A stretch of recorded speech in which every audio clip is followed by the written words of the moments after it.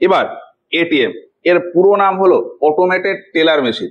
Debit card বা credit কার্ডের সাহায্যে এটিএম থেকে আমরা টাকা তুলতে পারি।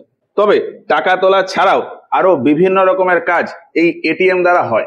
যেমন আমার নিজের অ্যাকাউন্টে আমি টাকা ডিপোজিট করতে পারি, আমার অ্যাকাউন্টে টোটাল ব্যালেন্স চেক করতে পারি, লাস্ট কিছু ট্রানজাকশনের হিস্ট্রি দেখতে পারি, এক অ্যাকাউন্ট থেকে অন্য কারোর অ্যাকাউন্টে টাকা ট্রান্সফার করতে পারি, এইসব।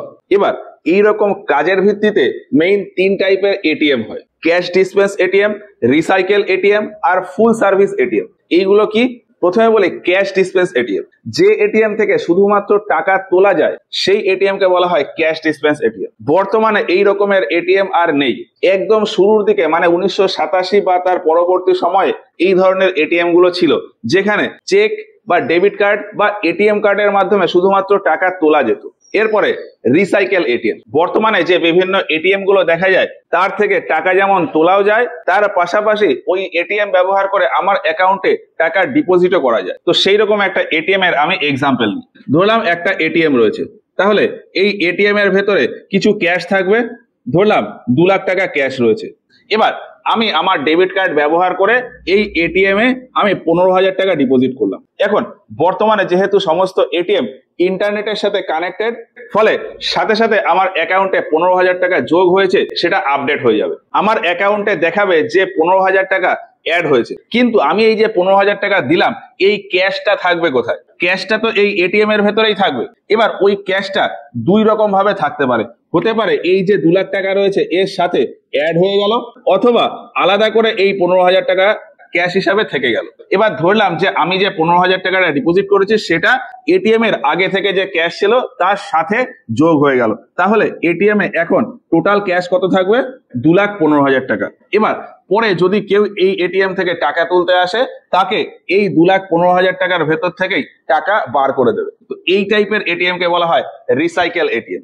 এটিএম এর মাধ্যমে আমরা যে ডিপোজিট করছি তার ফলে এটিএম এর ভেতরে তো ক্যাশ জমা হচ্ছে, পরবর্তীকালে ওই এটিএম থেকে টাকা উইথড্রল করার সময় আমি যে সমস্ত ডিপোজিট করেছিলাম সেই সমস্ত ডিপোজিটের নোটও যদি বের হয়, সেক্ষেত্রে ওই এটিএমটাকেই বলা হয় রিসাইকেল এটিএম। এবার আমি যে ডিপোজিটটা করেছি সেটা যদি আলাদা করে স্টোর হয়ে থাকে, তাহলে তার আর আলাদা করে কোনো নাম হয় না, ওটাকে ওই ক্যাশ ডিসপেন্সার এটিএম এর ভেতরেই আমরা ফেলি। তো রিসাইকেল এটিএম হলো। এর পরে আছে ফুল সার্ভিস এটিএম। এটা কি? এটিএম এ যদি সমস্ত রকমের সুবিধা থাকে, মানে এটিএম থেকে ক্যাশ উইথড্র হবে, মানে টাকা বার হবে, টাকা ওই এটিএম এ জমা দেওয়া যাবে, মিনি স্টেটমেন্ট দেখা যাবে, মানে প্রিভিয়াস কিছু ট্রানজাকশন আমরা দেখতে পারবো, ডেবিট কার্ড বা এটিএম কার্ড বা ক্রেডিট কার্ডের পিন চেঞ্জ করতে পারবো, আমার অ্যাকাউন্ট থেকে অন্য কারোর অ্যাকাউন্টে টাকা ট্রান্সফার করতে পারবো, বিভিন্ন রকমের বিল পেমেন্ট করতে পারবো।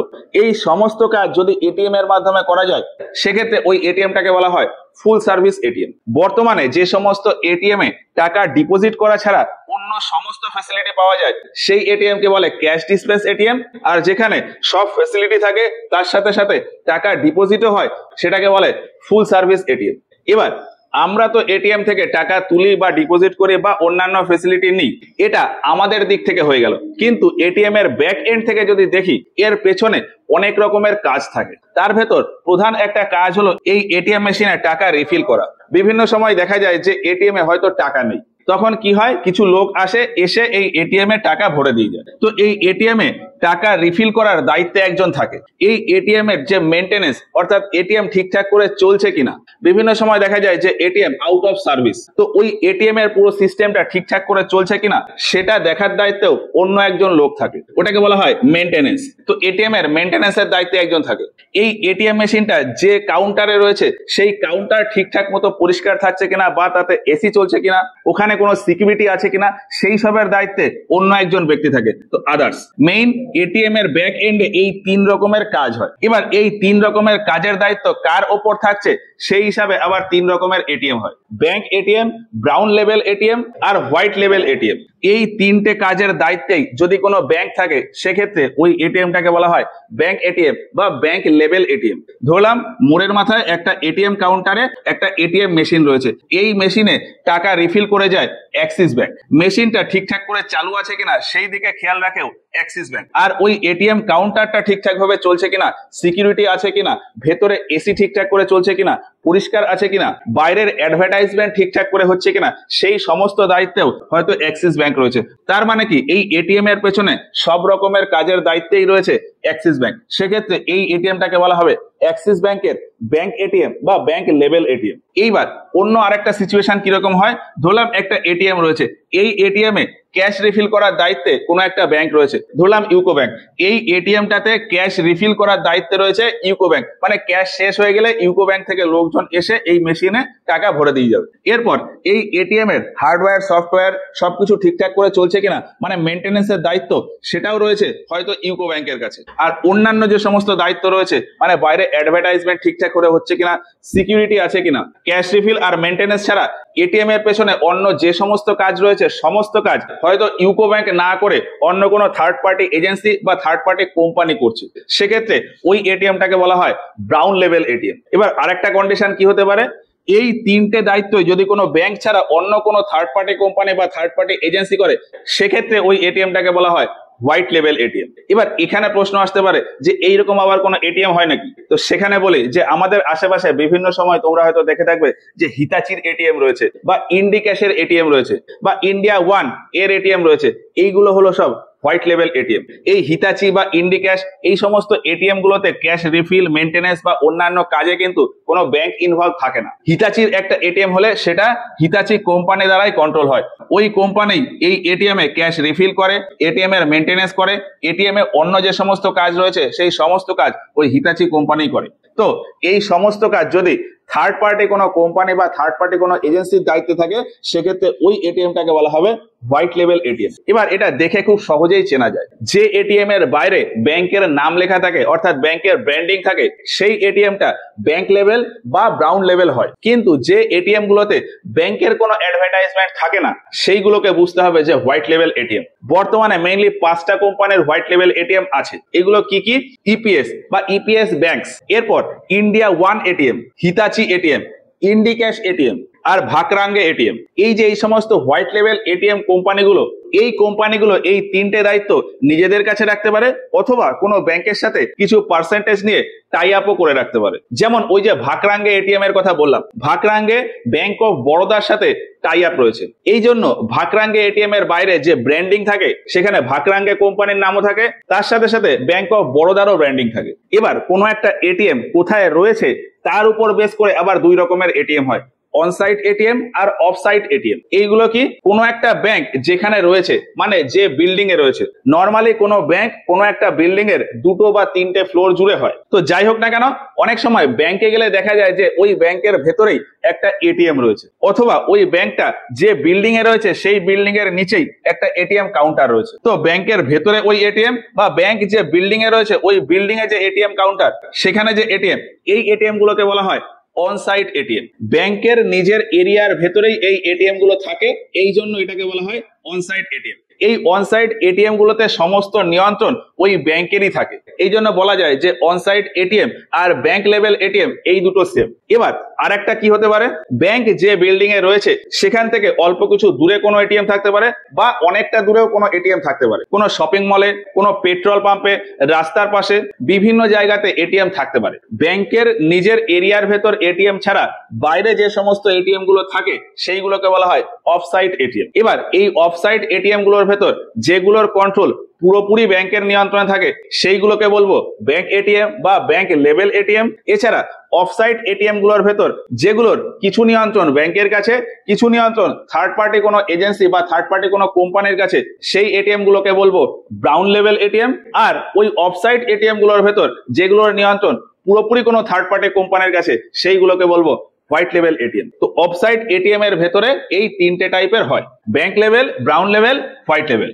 এবার এই যে অনসাইট বা অফসাইট এটিএম এর কথা বললাম, ব্যাংক লেভেল, ব্রাউন লেভেল বা হোয়াইট লেভেল এটিএম এর কথা বললাম, এগুলো নর্মাল এটিএমই হয়। এখান থেকে টাকা তোলা যায়, টাকা ডিপোজিট করা যায়, ব্যালেন্স চেক করা যায়, পিন চেঞ্জ করা যায়, সমস্ত রকম কাজ হয়। এবার এই এটিএম গুলোকে যদি স্পেশাল কোনো পারপাসে ব্যবহার করা হয়, সেই ক্ষেত্রে তার আলাদা নাম হয়ে যায়। আর সেই হিসাবে আরো 4-5 ধরনের এটিএম আছে, যেমন yellow level ATM, pink level ATM, orange level ATM, green লেভেল এটিএম, বিটকয়েন এটিএম, এইসব। প্রথমে বলি ইয়েলো লেভেল এটিএম। ই কমার্সের কাজে সুবিধা করার জন্য যে সমস্ত এটিএম ব্যবহার হয় সেইগুলোকে বলে ইয়েলো লেভেল এটিএম। ব্যাপারটা কেমন? ধরলাম একটা শপিং মল রয়েছে, ওই শপিং মলে একটা এটিএম রয়েছে। এবার ওই শপিং মলটা কি করতে পারে, তার যে এটিএম সেটাকে নিজের মতন করে কাস্টমাইজ করে নিতে পারে। তার যে সমস্ত ক্রেতা বা কাস্টমাররা রয়েছে তারা যাতে ওই শপিং মলের এটিএম দিয়ে পেমেন্ট করতে পারে, তার জন্য হয়তো ওই শপিং মল ওই এটিএমটাকে নিজের মতন করে কাস্টমাইজ করে নিল। সেক্ষেত্রে ওই এটিএমটাকে বলা হয় ইয়েলো লেভেল এটিএম। নরমালি এই টাইপের এটিএম কোথাও দেখা যায় না। এরপরে রয়েছে গ্রিন লেভেল এটিএম। নরমালি এটিএম এ তো বিভিন্ন রকমের ফ্যাসিলিটি থাকে, কিন্তু এমন একটা এরিয়াতে হয়তো এটিএম মেশিন বসানো রয়েছে যেখানে সমস্ত সুবিধার প্রয়োজন নেই, বিশেষ করে গ্রাম এলাকায় বা রুরাল এরিয়াতে, যেখানে বেশিরভাগই চাষবাস হয় এবং সেখানে হয়তো ব্যাংকের সুবিধা তেমন নেই। এবার সেখানে ব্যাংকিং ফ্যাসিলিটি দেওয়ার জন্য কি করা যেতে পারে, স্পেশাল টাইপের এটিএম ওই এরিয়াতে বসানো যেতে পারে। আর তার মাধ্যমে এগ্রিকালচার রিলেটেড বিভিন্ন কাজ হতে পারে। যেমন ওই যে কিষাণ ক্রেডিট কার্ড, কিষাণ ক্রেডিট কার্ডের মাধ্যমে ব্যাংকে গিয়ে যে সমস্ত কাজ করা যায় সেগুলো হয়তো ওই এটিএম মেশিনে করা যাবে। কোনো একজন কৃষক হয়তো তার কোনো ইন্স্যুরেন্স ওই এটিএম এর মাধ্যমে করতে পারবে। তো এগ্রিকালচার রিলেটেড বিভিন্ন কাজ করার জন্য কোনো এটিএম কে যদি কাস্টমাইজ করা হয় সেক্ষেত্রে ওই এটিএমটাকে বলা হয় গ্রিন লেভেল এটিএম। এই টাইপের এটিএমও খুব একটা দেখা যায় না।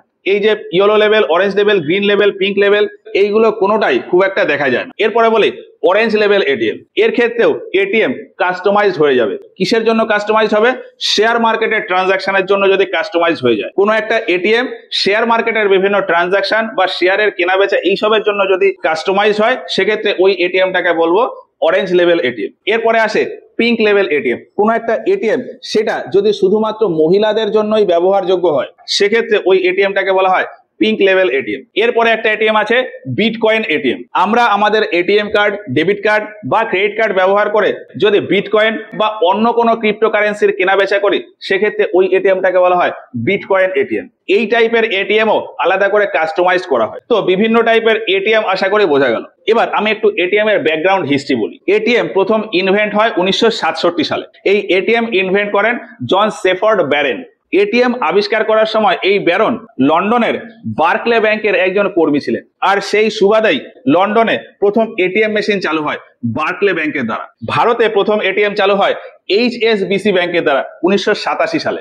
HSBC অর্থাৎ Hong Kong and Shanghai banking corporation, এই ব্যাংকটা মুম্বাইতে 1987 সালে প্রথমবার এটিএম চালু করে। তখন কি হতো, শুধুমাত্র HSBC ব্যাংকের যে কাস্টমাররা তারাই শুধুমাত্র HSBC ব্যাংকের এটিএম থেকেই টাকা তুলতে পারত। এবার অন্যান্য ব্যাংকের কাস্টমাররাও যাতে ওই এটিএম থেকে টাকা তুলতে পারে তার জন্য 1997 সালে প্রথম নেটওয়ার্ক তৈরি করা হয় যার নাম হলো সাধন। IBA বা ইন্ডিয়ান ব্যাংকার্স অ্যাসোসিয়েশন দ্বারা 1997 সালে প্রথম এটিএম নেটওয়ার্ক তৈরি করা হয়, নাম কি? সাধন। যদিও এই নেটওয়ার্ক তৈরি আর তার মেইনটেনেন্সের দায়িত্ব দেওয়া হয় অন্য একটা কোম্পানিকে, ইন্ডিয়ান সুইচ কোম্পানি বা ISC, এবং এই ISC কোম্পানি 5 বছরের জন্য এই দায়িত্ব নেয়। তো ISC কোম্পানির দ্বারা যে নেটওয়ার্ক তৈরি হয় সেই নেটওয়ার্কের মাধ্যমে বিভিন্ন ব্যাংকের কাস্টমাররা যে কোনো এটিএম থেকে তাদের টাকা তুলতে পারত, তবে তাতে মাঝে মাঝেই ট্রানজাকশন ফেলিওর হয়ে যেত। এই জন্য 2001-2 সালে গিয়ে দেখা যায় যে bank of India, union bank of India, United bank of India, Indian bank, syndicate bank, এরা মিলে নিজেদের একটা এটিএম নেটওয়ার্ক তৈরি করে যার নাম হলো ক্যাশট্রি। অন্যদিকে Citi bank, IDBI bank, standard chartered bank আর অ্যাক্সিস ব্যাংক এরা মিলে নিজেদের একটা এটিএম নেটওয়ার্ক তৈরি করে যার নাম হলো ক্যাশ নেট। পরবর্তীতে পাঞ্জাব ন্যাশনাল ব্যাংক আর কানাড়া ব্যাংক এরা দুজনে মিলেও একটা নেটওয়ার্ক তৈরি করে। তো বিভিন্ন ব্যাংক বিভিন্ন নেটওয়ার্ক তৈরি করলেও ওই সাধন বা ক্যাশট্রি, ক্যাশনেট এগুলো কোনোটাই সাকসেসফুলি রান করেনি। পরবর্তীতে 2003 সালে গিয়ে নতুন একটা নেটওয়ার্ক আসে, NFS, ন্যাশনাল ফাইন্যান্সিয়াল সুইচ। একটা রিসার্চ ইনস্টিটিউট ছিল, institute for development and research in banking technology. এই IDRBT 2003 সালে গিয়ে ন্যাশনাল ফাইন্যান্সিয়াল সুইচ বলে একটা এটিএম নেটওয়ার্ক তৈরি করে। এবার এই এটিএম নেটওয়ার্ক হয়তো বুঝতে অসুবিধা হতে পারে, আমি খুব সিম্পল ভাষায় একটু বলি। কম্পিউটারে যেরকম একটা অপারেটিং সিস্টেম থাকে, উইন্ডোজ বা লিনাক্স বা ম্যাক, তাতে যেরকম বিভিন্ন রকমের সফটওয়্যার রান করা যায় যেমন গুগল ক্রোম বা ফায়ারফক্স এইগুলো, সেই রকমই এটিএম এ ওই যে টাকা তোলা বা জমা দেওয়ার জন্য একটা সফটওয়্যার থাকে, ওই সফটওয়্যারের পেছনে যে নেটওয়ার্কটা থাকে বা যে সার্ভারটা থাকে, যে মেমোরি থাকে, সেইটাকে বলা হয় এই ন্যাশনাল ফাইন্যান্সিয়াল সুইচ বা NFS। কোন কোম্পানির কথা বললাম? IDRBT, institute for development and research in banking technology. এই RDRBT এই ইনস্টিটিউটটা ওই নেটওয়ার্ক তৈরির জন্য দুটো কোম্পানির সাথে কন্ট্যাক্ট করে, একটা হলো ইউরোনেট আর একটা হলো Opus software. IDRBT, Euronet worldwide ওয়াইড আর ওপাস সফটওয়্যার এই দুটো কোম্পানির সাথে মিশে NFS বা ন্যাশনাল ফাইন্যান্সিয়াল সুইচ এই নেটওয়ার্কটা তৈরি করে এবং সেটা লঞ্চ হয় 2004 সালে। Bank of Baroda, ICICI bank আর কর্পোরেশন ব্যাংক এই তিনটে ব্যাংক প্রথম এই NFS নেটওয়ার্কের সাথে জুড়ে যায়। 2009 সাল আসতে আসতে দেখা যায় যে ভারতের টোটাল প্রায় 37টা ব্যাংক এই নেটওয়ার্কের সাথে জুড়ে গেছে। আর ওই 2009 সালে গিয়ে দেখা যায় যে এই IDRBT এই ইনস্টিটিউটটা ওই NFS এর দায়িত্ব থেকে বেরিয়ে যেতে চায়। ফলে সরকারের একটা কোম্পানি রয়েছে NPCI অর্থাৎ national payment corporation of India, 2009 সালে NPCI ওই NFS এর দায়িত্ব নিয়ে নেয় এবং তারপর থেকে এখনো এই NFS সিস্টেমটা রয়েছে যেটার কন্ট্রোলিং করে NPCI অর্থাৎ national payments corporation of India. এবার এই NFS বা ন্যাশনাল ফাইন্যান্সিয়াল সুইচ এটা তো একটা সার্ভারের কথা বললাম, এই সার্ভার থেকে ATM এর সুবিধা দেয় একটা অ্যাপ্লিকেশন বা সফটওয়্যার যেটাকে বলা হয় NCR। NCR একটা গ্লোবাল সফটওয়্যার, মানে এই সফটওয়্যার পৃথিবীর বিভিন্ন দেশের ATM এ ব্যবহার হয়। এবার আরো দু একটা কথা একটু বলি, আমরা ATM মেশিন তো দেখেছি, এই ATM গুলো কিন্তু কোনো ব্যাংক তৈরি করে না। গ্লোবালি বিভিন্ন ATM ম্যানুফ্যাকচারার রয়েছে, যেমন ডাইবোল্ড, হুওসাং, NCR এইসব। কোন কোম্পানির ATM সেটা ATM এর গায়ে লেখা থাকে। যেমন ডাইবোল্ড কোম্পানির যদি ATM হয় তাহলে ATM এর যে স্ক্রিন এই স্ক্রিনের উপরে বা নিচে কোথাও ডাইবোল্ড বলে লেখা থাকে। হুওসাং কোম্পানির ATM হলে হুওসাং লেখা থাকে, NCR কোম্পানির ATM হলে NCR লেখা থাকে। এবার তোমরা কমেন্ট করে বলো তো যে তোমরা যে ATM এ গেছো সেটা কোন কোম্পানির। তো যাই হোক, ATM এই যে মেশিনটা থাকে, মেশিনটা বিভিন্ন কোম্পানি তৈরি করে। এবার এই কোম্পানির ভেতরে তো কম্পিউটার থাকে, ওই কম্পিউটারে একটা অপারেটিং সিস্টেম থাকে। এই ATM গুলো যে অপারেটিং সিস্টেমে রান করে সেটা মেইনলি উইন্ডোজ অপারেটিং সিস্টেমে রান হয়। উইন্ডোজ XP, উইন্ডোজ 7, 8, 10, 11 বিভিন্ন অপারেটিং সিস্টেমে ATM রান করতে পারে। এবার ভারতে ATM এর জন্য যে সার্ভার বা নেটওয়ার্ক সেটা কি বললাম, NFS বা ন্যাশনাল ফাইন্যান্সিয়াল সুইচ। এবার এই ATMটা চালানোর জন্য একটা সফটওয়্যার লাগে। আমাদের কম্পিউটারে যেরকম ব্রাউজিং করার জন্য গুগল ক্রোম বা ফায়ারফক্স বা অপেরা থাকে, সেই রকমই ATM এর বিভিন্ন অপারেশন করার জন্য একটা সফটওয়্যার থাকে। এই সফটওয়্যার যে ATM ম্যানুফ্যাকচারার রয়েছে তারাই বানাতে পারে অথবা থার্ড পার্টি কোনো কোম্পানিও বানাতে পারে। আমি দুটো তিনটে ATM সফটওয়্যারের নাম বলি। NCR Atleos বলে একটা সফটওয়্যার হয়, আমেরিকান মেগা ট্রেন্ডস বলে একটা সফটওয়্যার আছে, এইরকম। তো এই হচ্ছে ওভারঅল ATM নিয়ে বিভিন্ন বিষয়। আচ্ছা, আরো দুটো তিনটে কথা আমি একটু বলি। ভারতে টোটাল ATM এর সংখ্যা প্রায় 2.5 লাখেরও বেশি। এর ভেতর সব থেকে বেশি ATM রয়েছে state bank of India. Private ব্যাংকের কথা যদি বলি, সব থেকে বেশি ATM রয়েছে HDFC ব্যাংকের। ভারতের ভেতর সব থেকে বেশি ATM রয়েছে মহারাষ্ট্র স্টেটে। আর বিভিন্ন ATM এর ভেতর একটা বলেছিলাম হোয়াইট লেভেল ATM, এইগুলো কোনো একটা থার্ড পার্টি কোম্পানির ATM হয়। নর্মালি 5টা কোম্পানি এখানে আছে বর্তমানে, EPS, ইন্ডিয়া ওয়ান, ইন্ডিক্যাশ, হিতাচি আর ভাকরাঙ্গে। এই 5টা কোম্পানির ভেতর ইন্ডিয়া ওয়ান কোম্পানির ATM সব থেকে বেশি। ভারত জুড়ে প্রায় 8,000-এরও বেশি ATM রয়েছে এই ইন্ডিয়া ওয়ান কোম্পানির। তো যাই হোক, এইরকম আরো বিভিন্ন কিছু আছে, তাতে আর গেলাম না। ওভারঅল ATM সিস্টেম সম্পর্কে আশা করি বোঝা গেল। ভিডিওটা ভালো লাগলে একটা লাইক করো। এই ক্লাসগুলো সম্পর্কে তোমাদের মতামত আমাদের কমেন্ট বক্সে জানিও। তো আজকের মতো ক্লাসটা এই পর্যন্তই, দেখা হচ্ছে এর পরে ক্লাসে গিয়ে।